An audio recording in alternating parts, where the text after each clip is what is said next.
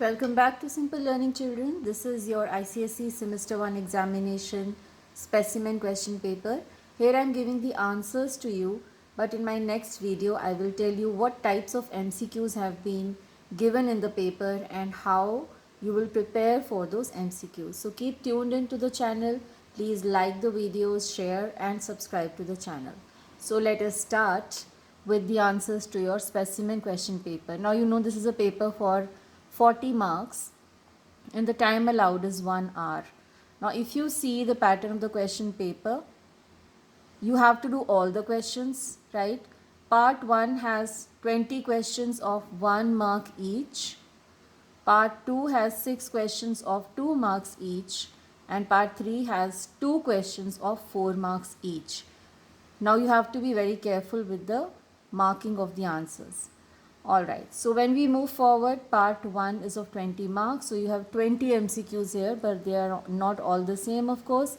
There is a different level to some of the MCQs. Alright, question number 1, the strength of the house is 350 members. The quorum will be, 35 members because the quorum is 1/10 of the total membership. Regardless of whatever number is given here, what you need to do is to just see that the answers match with the thinking that quorum should be 1/10, right?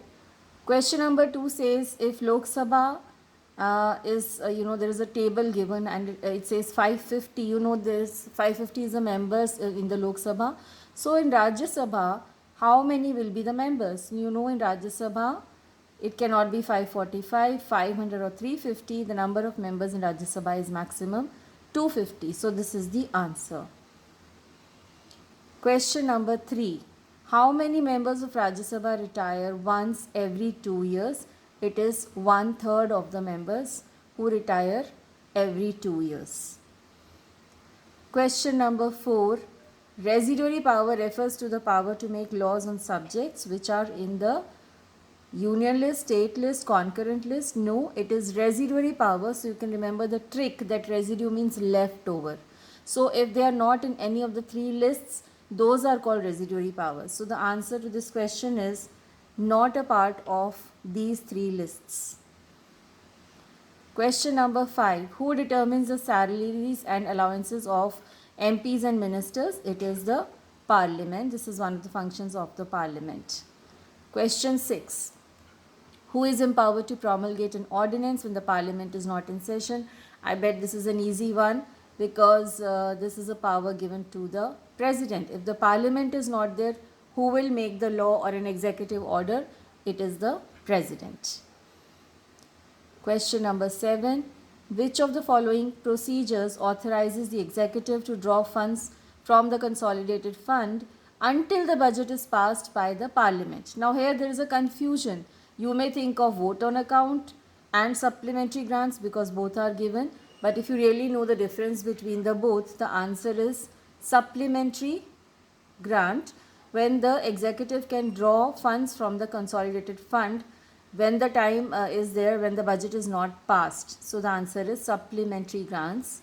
Question number 8. Who elect the members of Rajya Sabha? So here they have given you a tricky question, where they have asked you who elect the members of Rajya Sabha. Now you know Rajya Sabha is indirectly elected members. So here it cannot be the members of Lok Sabha.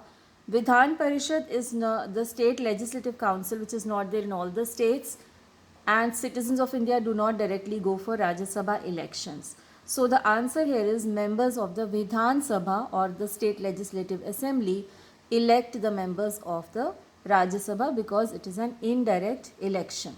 The confusing thing is here, children, that they have given you the term Vidhan Sabha, which you may not have focused on because mostly we talk in English and we call it the state legislative assembly.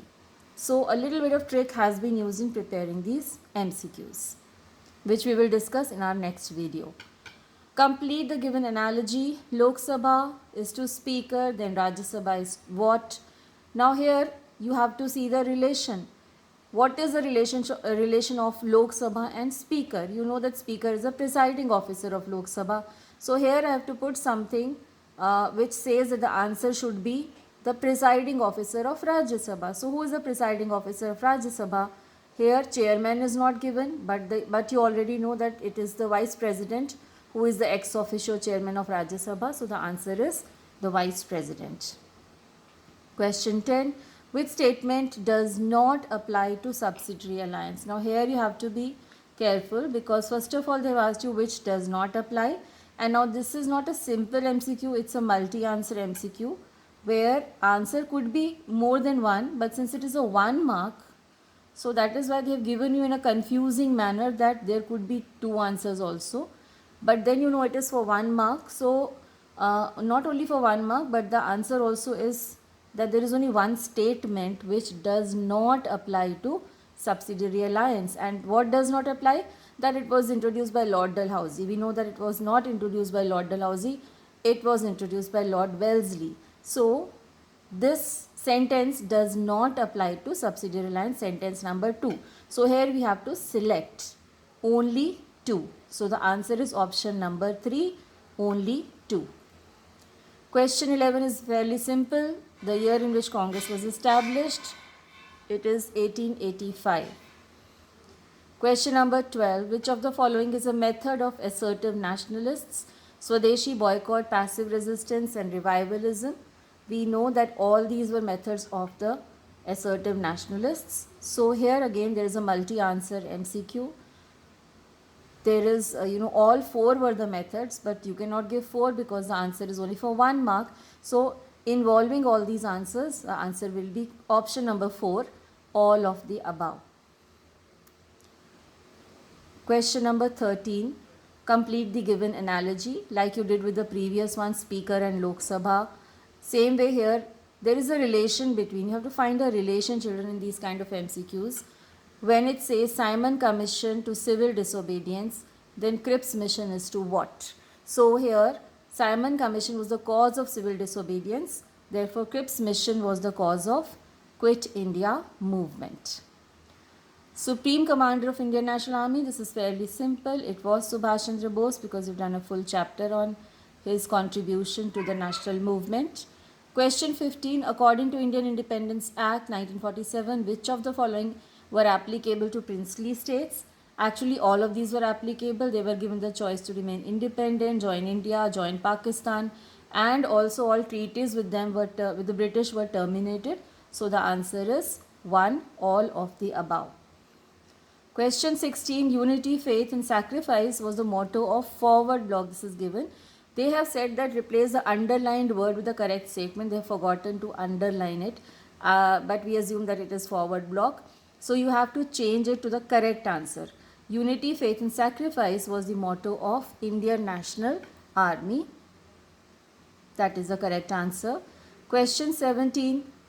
Who was denied pension under the doctrine of lapse? It was Nana Sahib, who was not given the pension which was due to his father, that is Baji Rao. After his death, Nana Sahib was not given the pension. General Service Enlistment Act implied that soldiers would have to travel overseas to fight. This is the correct answer. Question 19. Mahatma Gandhi signed a pact with whom to end the civil disobedience movement? It is Lord Irwin, because you've done the Gandhi-Irwin Pact. The nationalists felt that Bengal was partitioned. What was the reason? Now here please understand, they have given you a confusing thing, that is for effective administration. But you know they are not asking about what Lord Curzon said. They are asking what did the nationalists feel. So nationalists felt that Bengal was partitioned to divide Hindus and Muslims. Question 21. Now from here you start with 2 marks answers. So you can see that you have to answer 2 correct options here. So please be careful with the marking and mark 2 correct answers. Do not miss out on one and lose the marks. When can the Parliament not legislate on subjects included in the state list? There are 2 situations where they cannot legislate. One, when the state is ruled by a coalition, because there is already a government there. And second, that is option number 3, when the Lok Sabha passes a resolution by 2/3 majority. This is incorrect because Lok Sabha doesn't pass the resolution. It is the Rajya Sabha which has to pass that resolution. So the choices here are according to the fact that Parliament cannot legislate on subjects in the state list under these situations. Question 22, which of these are not the exclusive powers of Lok Sabha? That is, it can apply to both the houses. So it can pass an ordinary bill is not its exclusive power because even Rajya Sabha can do it. It can amend the constitution is also not its exclusive power because even the Rajya Sabha can do it. So these two are not the exclusive powers of Lok Sabha. Question 23, which of the following are legislative powers? This is fairly easy because you will do the different powers of Parliament. Making laws on subjects in the union list and approving ordinances. Question 24. Identify the aims of Muslim League. Here they have confused you by giving the same wordings that were applicable to the Congress objectives. So the correct answer is to protect and advance the political rights of Muslims and to prevent hostilities between Muslims and other communities. Question 25 is again fairly easy. You have to identify the clauses of the Rowlatt Act, that is restrictions on movement of people and suspension of habeas corpus writ. The other two are applicable to License Act and Vernacular Act and not to the Rowlatt Act. Question 26 is match the following. So here you don't have to match one by one, you have to write the correct sequence, and the correct sequence is D, which is 4, 3, 2 and 1. Then there is a passage given and this relates to the Chauri Chaura incident. If you read, the source is the Indian Express and you will see that there was Khilafat word written here and Gandhiji's mention is there, and then you already know that policemen were killed and police station was set on fire. So definitely which incident is it and where did it take place? It's Chauri Chaura. Which movement did Gandhiji withdraw because of this incident? It is non-cooperation movement. Identify any two impacts of the movement, that is, it instilled confidence in people and it promoted social reforms. Then there is a picture study question. Identify the man with the Mahatma. If you have done the last chapter carefully, it is Lord Mountbatten. He was deputed to India for which reason? It is for peaceful transfer of power. Identify from the list two proposals of the plan formulated by him. The plan formulated by him was Mountbatten plan. So the two proposals were that the country would be divided into two dominions and there would be a setting up of a boundary commission. This is just the solving of the paper, children. In my next video, I'll come up with how to solve these MCQs and also the way you should prepare for these kind of MCQs in your paper. So keep tuned. Please like this video and subscribe to the channel. It gives me much needed motivation. So until next time, good luck to all of you and I'll be back with another video very soon. Thank you and signing off.